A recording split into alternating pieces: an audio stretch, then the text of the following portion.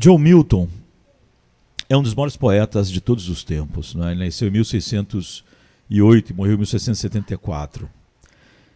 E ele tinha uma ambição e, ao mesmo tempo, um temor por causa da parábola dos talentos. Ele reconhecia que Deus tinha dado a ele talentos e que Deus um dia cobraria dele o uso desses talentos.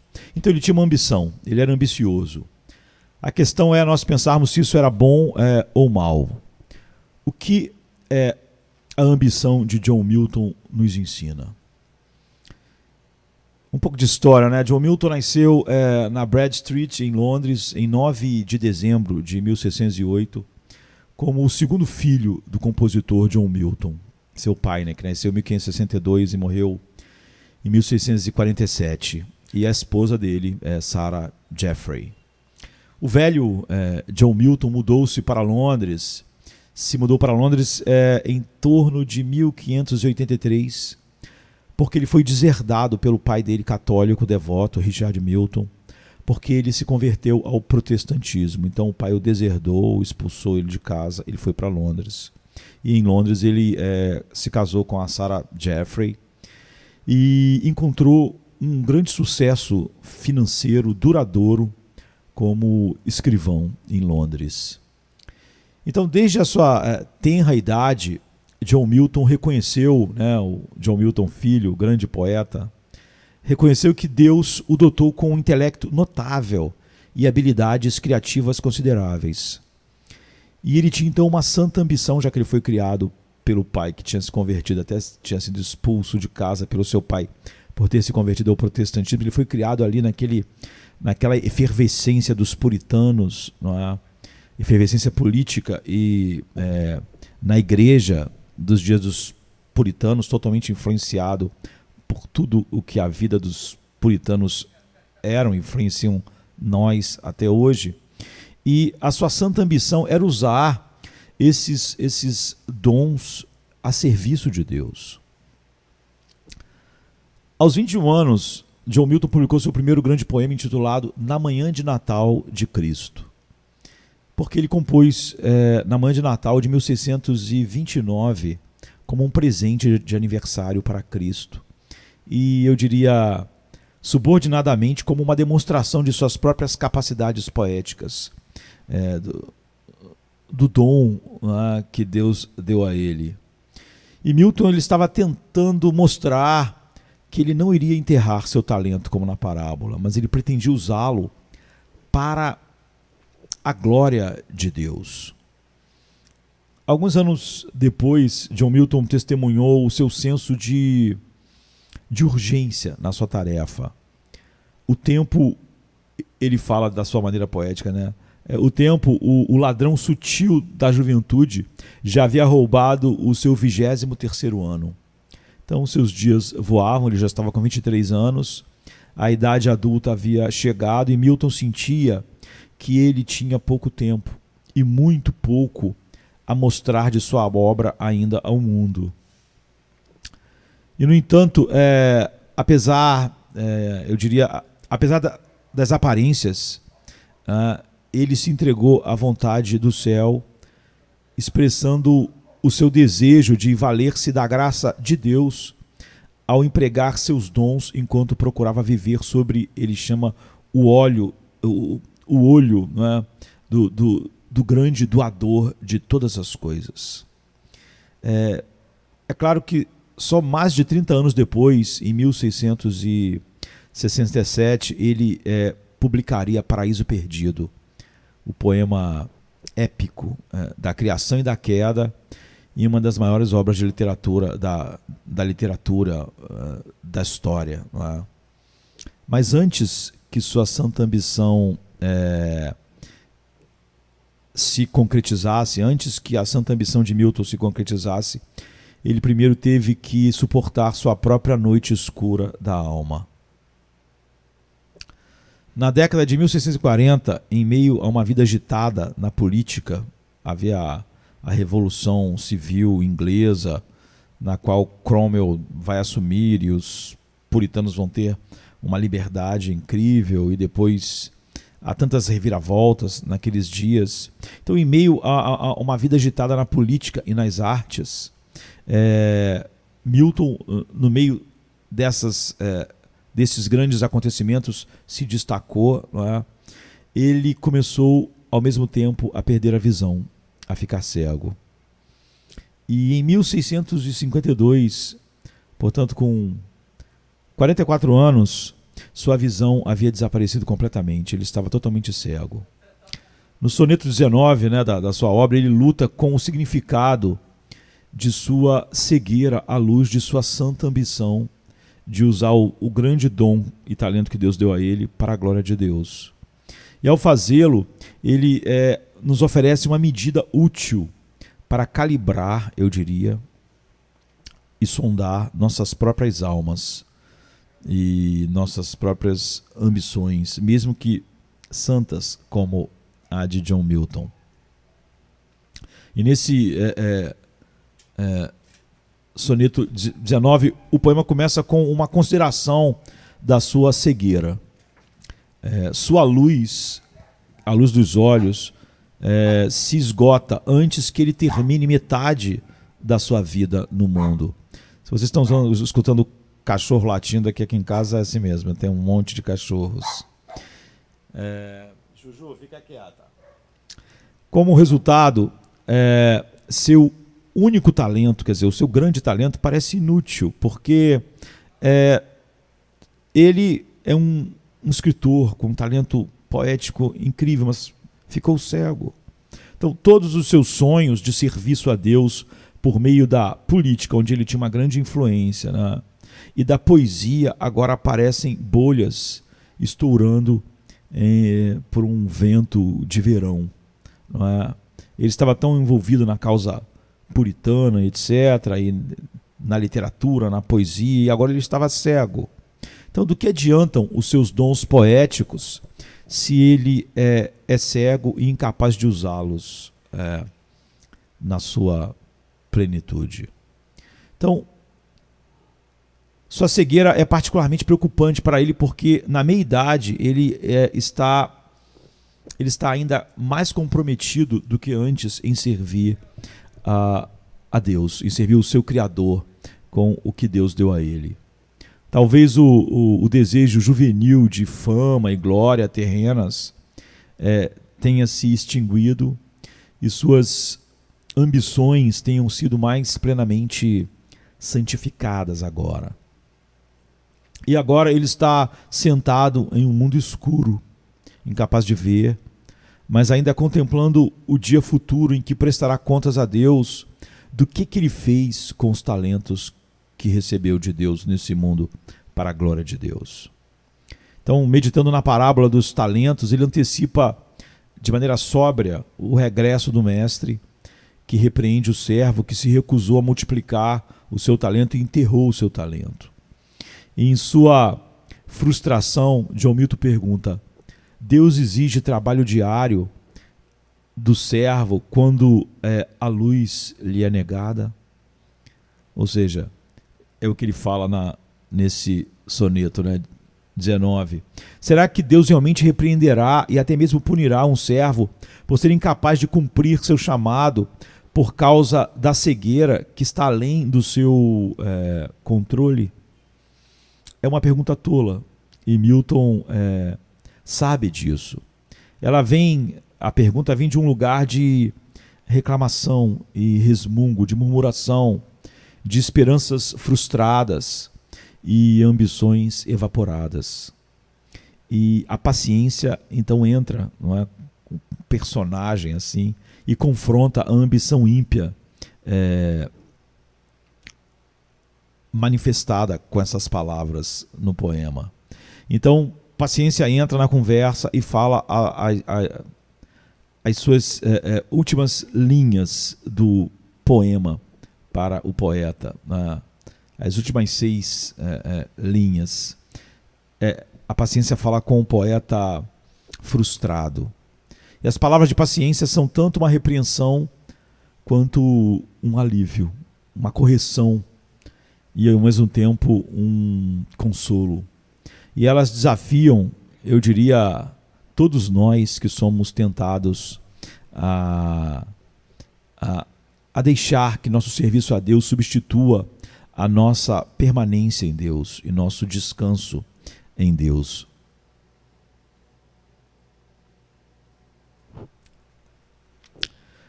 Em primeiro lugar, Deus não precisa de você, é o que paciência traz. Deus não precisa nem da obra do homem, nem dos seus próprios dons, ou seja, dos dons que Deus deu a nós. Deus não precisa nem de Josemar, nem dos dons que ele deu a Josemar. Então a paciência afirma a John Milton a aceidade de Deus, ou seja, Deus possui em si mesmo sua causa e tudo que precisa, e não necessita de nada fora de si, nem dos dons que ele nos dá. E isso repreende a perene tentação humana de nos vermos como indispensáveis aos propósitos de Deus. Deus não é servido por mãos humanas, como se de alguma coisa precisasse, pois Ele mesmo dá a todas as coisas a vida, o fôlego e tudo mais. É o que Paulo diz em Atos 17, 25. Jesus disse, o Pai tem a vida em si mesmo, né? E é uma das características dos ensinos de Cristo que ele, numa breve sentença, ele proclama uma verdade tão elevada. Ele faz isso várias vezes, não é? Jesus, em breves sentenças, declara verdades profundas, além do que nós poderíamos sondar completamente, que transcende as maiores alturas da mente humana, do pensamento humano. Então Deus, ele disse, é autossuficiente. É isso que ele diz quando diz que Deus tem a vida em si mesmo. Deus é o que é, e é isso que paciência estava ensinando a John Milton. Sendo esse o significado completo dessas palavras de Cristo, o Pai tem a vida em si mesmo. Ou seja, o que quer que Deus seja e tudo que Deus é, ele é em si mesmo. Toda vida está em Deus, como Paulo disse, e vem de Deus. Seja a forma mais primitiva de vida consciente, ou a vida altamente inteligente, e também a mais elevada que nós podemos imaginar, não é? A vida autoconsciente de um querubim, de um arcanjo. Nenhuma criatura tem vida em si. Tanto um arcanjo quanto a menor criatura, mesmo sem consciência, recebe a vida como um dom de Deus. De modo inverso, a vida de Deus não é dom de ninguém. O Pai tem a vida em si mesmo. Se houvesse outro do qual Deus pudesse receber o dom da vida, ou qualquer benefício, mesmo dos próprios dons que Deus dá, esse outro é que seria de fato Deus, se alguém pudesse dar a vida a Deus, né? Jesus está dizendo, o Pai tem a vida em si mesmo, não há nada que Deus precise fora de si mesmo. É uma maneira elementar, mas certa de pensar em Deus como aquele que tudo contém, aquele que dá tudo que é dado, mas que não pode em si mesmo receber nada que ele mesmo não tenha dado primeiro. E paciência está ensinando isso a John Milton. Admitir que Deus necessita de alguma coisa, ou de algo, ou de algum ser, seria admitir um ser divino incompleto. A necessidade é uma palavra própria da criatura e não pode ser empregada em relação ao Criador. Deus tem uma relação voluntária com tudo que criou, mas Deus não tem uma relação necessária com nada fora de si mesmo, nenhum ser ou nada que ele tenha criado. O seu interesse nas suas criaturas surge do seu prazer soberano, não porque essas criaturas possam suprir qualquer necessidade, nem aperfeiçoar aquele que já é perfeito em si mesmo. Então, novamente, nós temos que inverter o fluxo familiar de como nós pensamos para procurar entender aquilo que é único, que permanece só como verdade nesse caso e em nenhum outro. Ou seja, é uma verdade só a respeito de Deus. Os nossos hábitos comuns de pensamento permitem a existência da necessidade entre as coisas criadas, porque nada está completo em si mesmo, mas tudo que existe requer algo fora de si a fim de existir. Todas as coisas que respiram precisam de ar. Todo organismo necessita de alimento e água. Retirando o ar e a água do mundo, toda a vida pereceria instantaneamente. Não é? Se tirasse o ar do mundo, daqui a 6 minutos, todos estariam mortos. Deus dá a vida assim a tudo, não só aos homens e seres da terra, animais, mas a todos os seres, quer no céu, quer na terra, principados, potestades. Tudo depende dele assim, e sem ele instantaneamente não seriam mais. Nós podemos citar como axioma que todo ser criado necessita de outra coisa criada a fim de permanecer vivo. E todas as coisas necessitam de Deus juntamente. Somente Deus não necessita de nada. Somente Deus não tem necessidade de nada. Então o rio desce com seus tributários, mas onde está o afluente que possa engrandecer aquele do qual vieram todas as coisas e a cuja plenitude infinita toda a criação deve sua existência instante após instante? Há um hino que diz: mar insondável, toda a vida vem de ti, e tua vida é a tua bendita unidade. Não é? Essa é a realidade do Pai, Filho e Espírito Santo, da Trindade.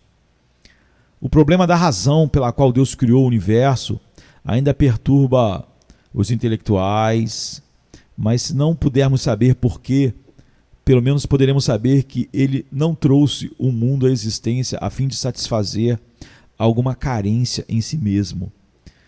Como o homem poderia construir uma casa para abrigar-se. Tudo que o homem constrói é para suprir nossas deficiências e necessidades. Nós construímos uma casa para ser um abrigo para nós, do inverno, do frio, da chuva. Hoje, por exemplo, está chovendo. Então eu estou aqui porque a casa está me protegendo da chuva. Se tivesse calor, estaria me protegendo do calor. Então o homem constrói coisas para suprir suas incapacidades. Eu estou usando um microfone, aparelhos, porque eu não poderia estar falando com todas as pessoas que estou falando sem essas coisas que ampliassem as minhas incapacidades. Não é? Então o homem constrói uma casa para abrigar-se do frio do inverno, ou ele planta um campo de milho, de trigo, porque ele precisa de comida. Então a palavra necessidade é totalmente estranha a Deus, quando ele é totalmente imprescindível a toda criatura, quer no céu, quer na terra. Então, sendo Deus um ser supremo e soberano, é o que John Milton aprendeu com paciência. Não é? Segue-se que ele também não pode ser elevado pelo que a gente faz. E não há nada acima de Deus, nada além dele, para que ele possa ser elevado ou exaltado. Então, para a criatura, para nós, qualquer movimento em direção a Deus é elevação. E qualquer movimento que se distancia dele é queda. Quando a gente fala sobre a queda de Satanás, é o distanciamento de Deus. Quando a gente fala sobre a queda do homem, é o distanciamento do homem de Deus. O inferno, eu diria a queda final e definitiva, é o distanciamento final do homem de Deus. Deus mantém por si mesmo a sua posição. E ele não precisa de permissão de ninguém para nada, não é? E nem de ajuda. Desde que não é possível elevar a Deus, exaltá-lo, assim também é impossível degradar Deus. Está escrito que ele sustenta todas as coisas por meio da palavra do seu poder. Como então ele pode ser elevado ou sustentado pelas próprias coisas que ele sustenta? Ou seja, se de repente todo ser humano se tornasse cego, o sol ainda estaria brilhando de dia e as estrelas de noite. Porque o sol não deve nada aos milhões de pessoas, bilhões, né, que necessitam dele para enxergar. Se nós ficarmos cegos, ele não perde nada, não é?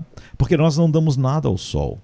Assim, se todo homem sobre a terra se tornasse ateu, isso não afetaria a Deus de forma alguma. Ele é quem é em si mesmo, sem precisar prestar contas a outro. Então, crer em Deus não aumenta a sua perfeição. E duvidar dele não o diminui em nada. O Deus Todo-Poderoso, porque é poderoso, não precisa de apoio. O retrato de um Deus nervoso e subserviente, adulando ou bajulando os homens a fim de ganhar o seu favor, é uma abominação. E óbvio que não nos agrada de maneira nenhuma.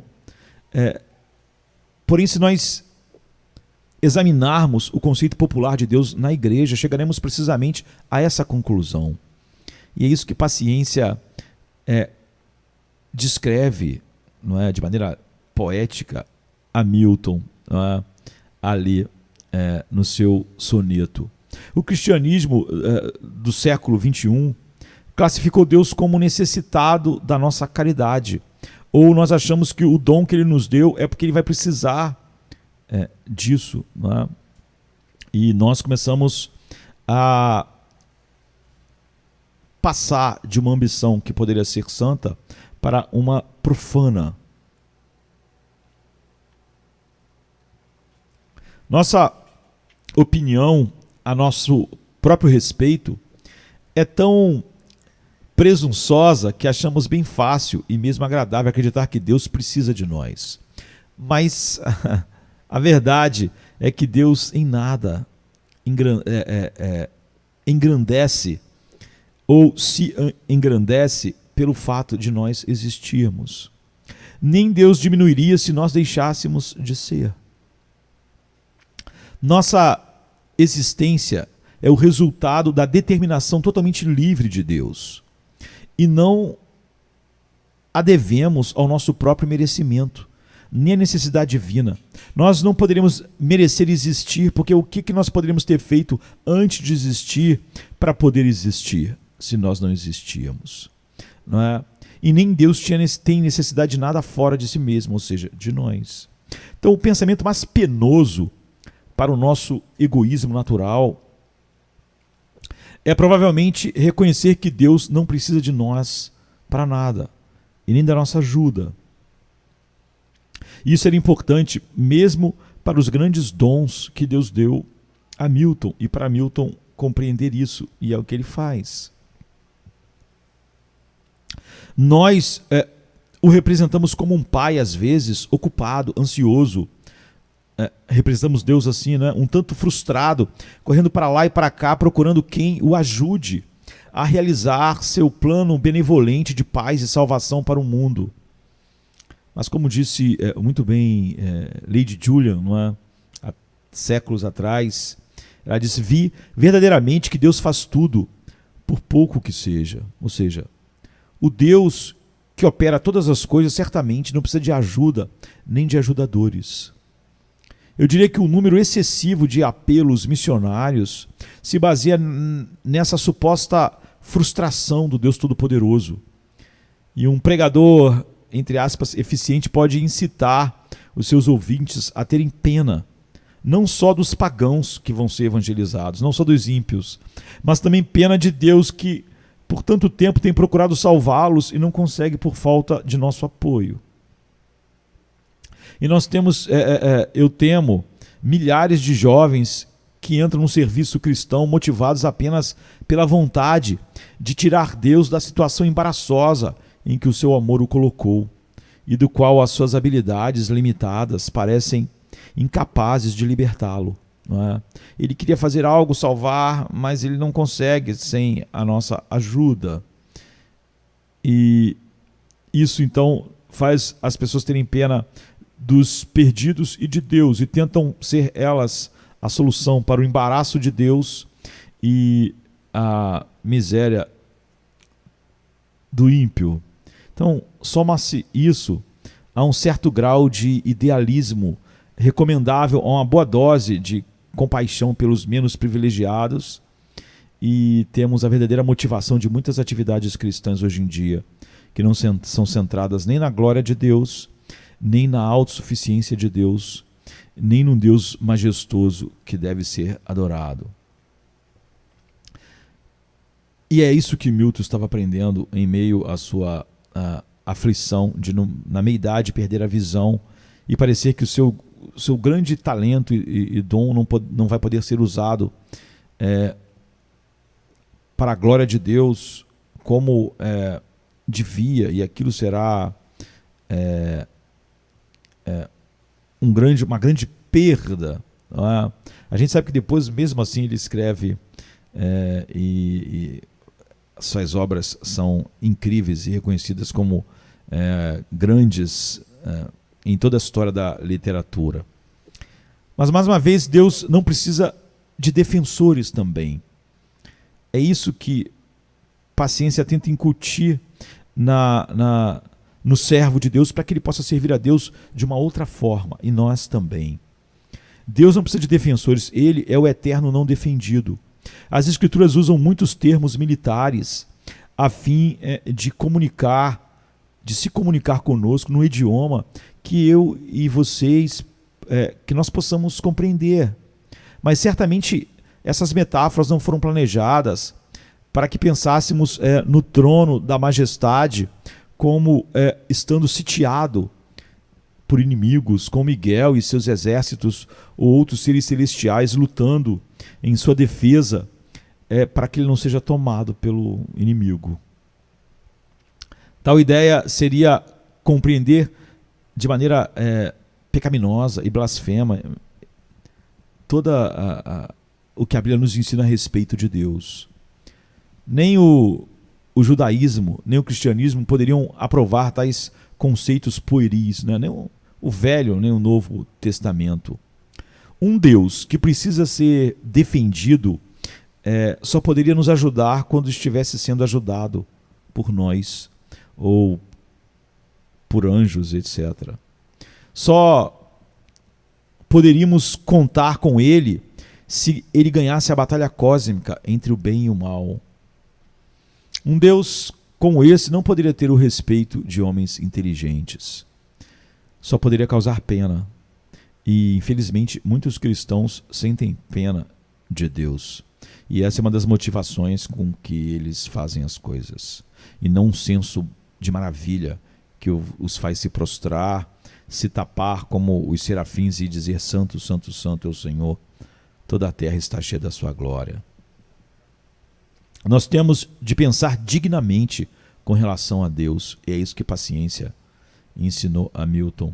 Se nós quisermos estar certos, torna-se imperativo, no sentido moral, purificar nossas mentes de qualquer ou de quaisquer conceitos ignóbeis sobre Deus e permitir que Ele seja em nossas mentes o Deus que Ele é de verdade. Ou então, nossa relação com Deus vai ser totalmente falsa e nós vamos estar crendo num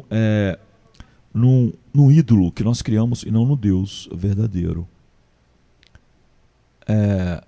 O ensino cristão abrange Deus e o homem, mas o ensino bíblico, não é? Mas o seu enfoque é Deus e não o homem. A importância do homem está em ter sido criado à imagem de Deus. Em si mesmo, ele não tem importância nenhuma. Em si mesmo, ele não é nada. Os salmistas, os profetas das Escrituras se referem com triste desdém ao homem fraco, cujo fôlego está em suas narinas, que cresce como a relva da manhã e seca, sendo cortado antes do pôr do sol. Então, que Deus existe em si mesmo e que o homem existe para a glória de Deus é um ensinamento enfático da Bíblia. Deus existe para si mesmo, não é? Mas o homem existe para a glória de Deus. A grande honra de Deus está primeiramente no céu, como ainda há de encher a terra, como as águas cobrem o mar. Com esses fundamentos é que nós começamos a compreender porque a Bíblia, né, as Sagradas Escrituras dizem tanto a respeito da posição vital da fé e por que a razão, por que razão a incredulidade é taxada de pecado de uma maneira tão pesada. Porque entre todos os seres criados, nenhum ousa confiar em si mesmo. Só Deus confia em si mesmo. Todos os outros seres têm de confiar nele, quer seja um arcanjo, um querubim, um serafim, eu ou você. A incredulidade é a perversão da fé, porque ela não põe a sua confiança em Deus. É por isso que a incredulidade, por isso que tantas vezes Jesus diz, não temas, não é? Porque a incredulidade, diminuir quem Deus não é uma perversão terrível, pois não põe sua confiança no Deus vivo, mas em homens mortais ou em coisas. Dinheiro, saúde, nossos talentos. O incrédulo, ele nega a autossuficiência de Deus ou as nossas atitudes de incredulidade e usurpa atributo que não lhe pertencem, né? Ou seja, pegam para si atributos ou atribuem a si, não tem como pegar, né? Atributos que não lhe pertencem. Ele não é autossuficiente, não é? Ele depende totalmente e vive e existe por outro. Só Deus vive por si mesmo, tem a vida em si mesmo e é totalmente autossuficiente. Então, esse duplo pecado desonra a Deus e finalmente destrói a alma do homem, mesmo que esteja disfarçado de evangelho. Em seu amor e sua piedade, Deus veio a nós em Cristo, não é? A segunda pessoa da Santíssima Trindade. Esta tem sido a posição da igreja desde os tempos apostólicos. Ela se firma na doutrina da encarnação do Filho Eterno. Porém, mais recentemente, essa crença veio a ser interpretada de forma diferente, e eu diria inferior ao que significava para a igreja primitiva, para os apóstolos e durante a história da igreja. O homem Jesus, tendo aparecido na carne, e limitado às fraquezas da carne, né? E as limitações humanas, acabaram por muitas pessoas sendo atribuídas à própria divindade. Mas a verdade é que o homem que andou entre nós não foi a demonstração da divindade revelada. Isso ele ocultou e se esvaziou, não é? Ele escondeu. Mas foi a demonstração da perfeita humanidade. Não é? A terrível majestade de Deus foi de maneira misericordiosa, oculta.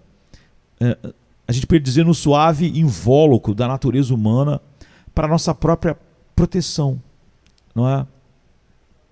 Como é dito, adverte ao povo que não traspasse o termo até o Senhor para vê-lo, a fim de muitos deles não perecerem, disse Deus a Moisés. E mais tarde ele disse, não me poderá ver a face, porquanto homem nenhum verá a minha face e viverá. Quando nos deparamos com as frustrantes trevas que impedem nossas santas ambições, como Milton em sua cegueira, nós devemos nos lembrar de que os propósitos de Deus são sempre desimpedidos. Ele é totalmente autossuficiente. É isso que Milton aprendeu com paciência, né? Ensinando a ele. Deus é autossuficiente, não padecendo de necessidades, carências ou deficiências, como nós vimos. Ele é uma fonte de dádivas transbordante. Todos os dons incríveis de John Milton vinham dele. Não que ele precisasse, dele, fluíam dele. E mesmo esses dons são desnecessários para cumprir os propósitos de Deus. É isso que a gente viu ao olhar para o que paciência ensina a ele, a aceidade de Deus, essa autoexistência. Deus tem a vida em si mesmo, e isso nos alivia do fardo de sermos Deus, ou pensarmos que podemos ser um pouquinho Deus. Em vez disso, nós podemos nos deleitar com nossa própria superfluidade. Né? Nós, em nós mesmos, somos supérfluos. E isso deve ser uma fonte de sabedoria e descanso para nós. Em segundo lugar, Milton aprendeu que o bom trabalho suporta um jugo suave. Quem melhor suporta seu jugo suave? O jugo de Deus, sabendo quem Deus é, sabendo que Ele tem a vida em si mesmo. Quem faz isso serve a Deus melhor. E serve a Deus de maneira correta, porque sabe que Deus não é servido por mãos humanas. Não é? Em seguida, a paciência lembra a John Milton, o poeta, de que o que Deus realmente requer. A parábola dos talentos, em Mateus 25, que era sobre a qual John Milton estava debruçado, pode criar um fardo que só pode ser aliviado pelas palavras de Jesus em Mateus 11, 28 a 30. Vinde a mim, todos os que estáis cansados e sobrecarregados, e eu vos aliviarei. Tomai sobre vós o meu jugo e aprendei de mim, porque eu sou manso e humilde de coração, e encontrarei descanso para as vossas almas, porque o meu jugo é suave e o meu fardo é leve. O trabalho que agrada a Deus é um trabalho que envolve o jugo suave e o fardo leve da obediência. Porque seus mandamentos não são pesados para nós, diz 1 João 5,3. Não estamos tentando ganhar a nossa salvação, nem mantê-la. Nós recebemos isso como um dom da graça de Deus. E nem estamos tentando ajudar Deus em seu embaraço para consertar as coisas. E nem estamos achando que Deus tem uma necessidade de nós, ou de nossos talentos, etc. Então, seja qual for a pressão que sentimos ao perseguir nossas santas ambições, o coração fiel, ele abraça a pressão como um jugo suave, não é? Por conhecer o verdadeiro Deus. Em terceiro lugar, Deus tem recursos infinitos à sua disposição. Seu estado é majestoso. Milhares de coisas sem fim estão cumprindo sempre o que Deus quer nos céus, na terra, em todo o universo, determinadas apenas por sua voz, em sua velocidade inimaginável. Não é? Deus coloca a terra e o oceano em agitação ou em descanso, e o universo inteiro. Então, em terceiro lugar, a paciência testifica para Milton dos recursos reais de Deus. Miríades e mais miríades de anjos operam a vontade graciosa de Deus no mundo, e servos redimidos e tudo que é criado também, mesmo que ele não precisasse disso para nada. Por exemplo, dos anjos é dito, eles são espíritos ministradores, enviados para servir em prol ou por causa daqueles que herdarão a salvação.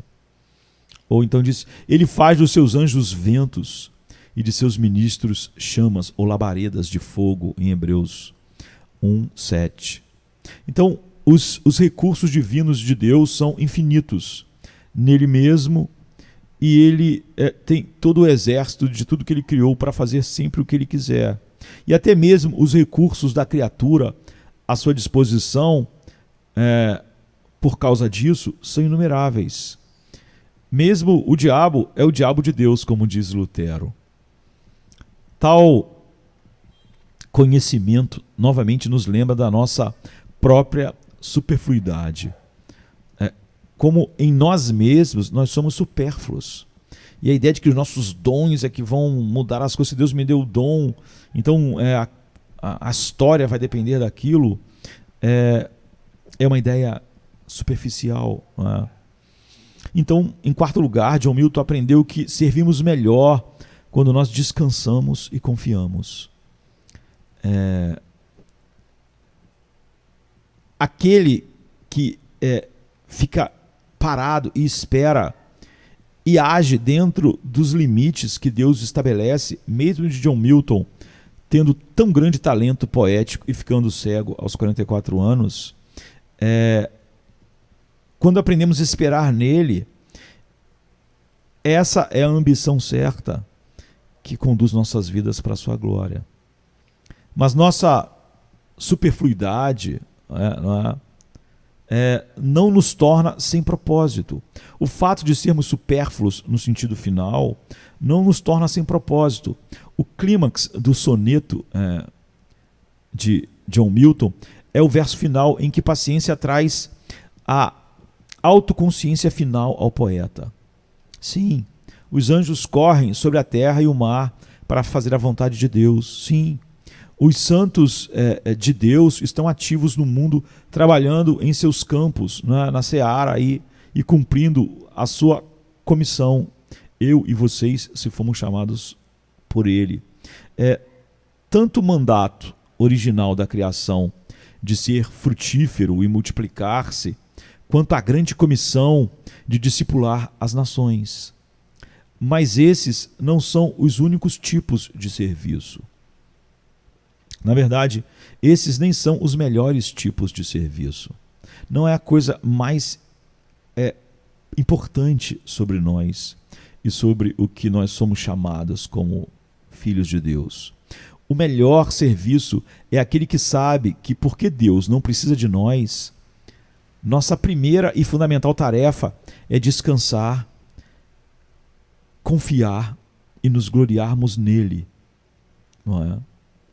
Magnifiquemos o valor de nosso Criador sempre. E nós magnificamos o valor do nosso Criador quando trabalhamos na força que Ele fornece. 1 Pedro 4,11. Mesmo quando esse trabalho não é o trabalho que nós esperávamos.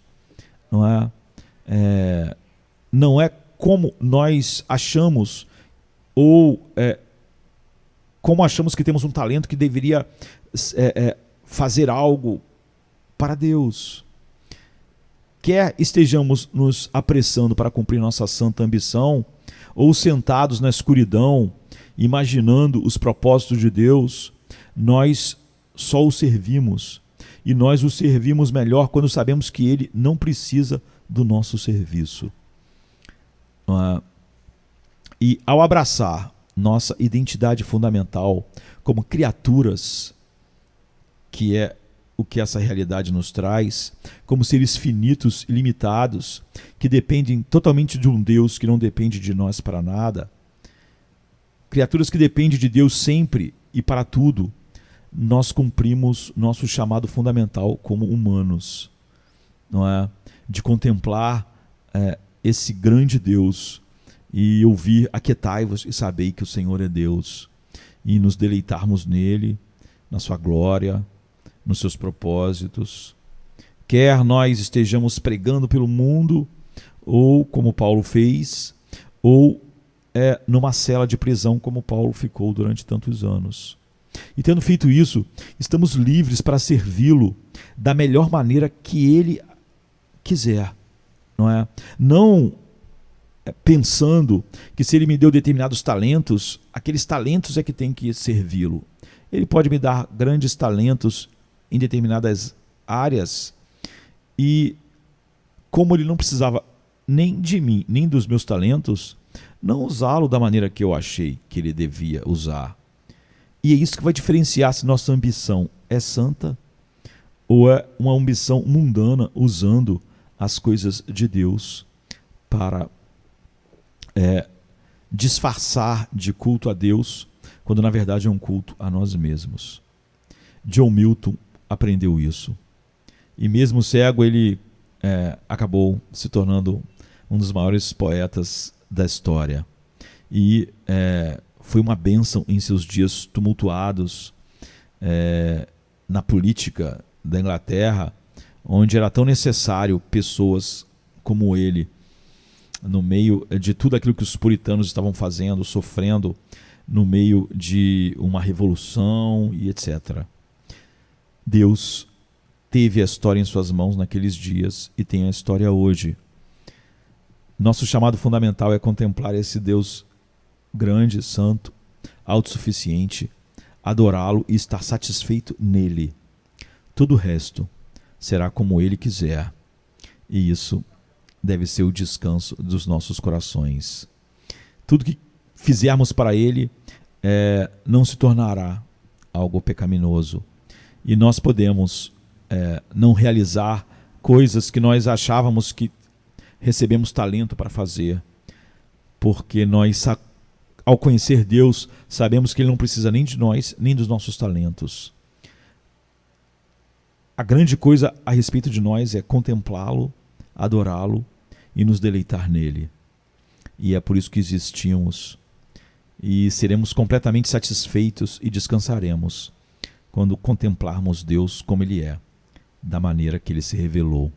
Foi o que John Milton descobriu. E mesmo cego, ele pôde viver para a glória de Deus e ter prazer nele. E um dia todos nós poderemos estar juntos, sem as limitações dessa vida, sem John Milton estar cego e sem as lutas com o pecado na minha vida, na sua, e nossas limitações. Ainda assim, para sempre seremos criaturas totalmente dependentes de Deus. E Deus será eternamente o Deus autossuficiente, que nem com seres como nós, glorificados no céu, precisará de nós para alguma coisa, mas em seu deleite soberano e graça, nos redimiu para mostrar para sempre a glória da sua graça em seu Filho. Que nós possamos conhecer o verdadeiro Deus e então encontrar o verdadeiro descanso. Amém, queridos? Amém.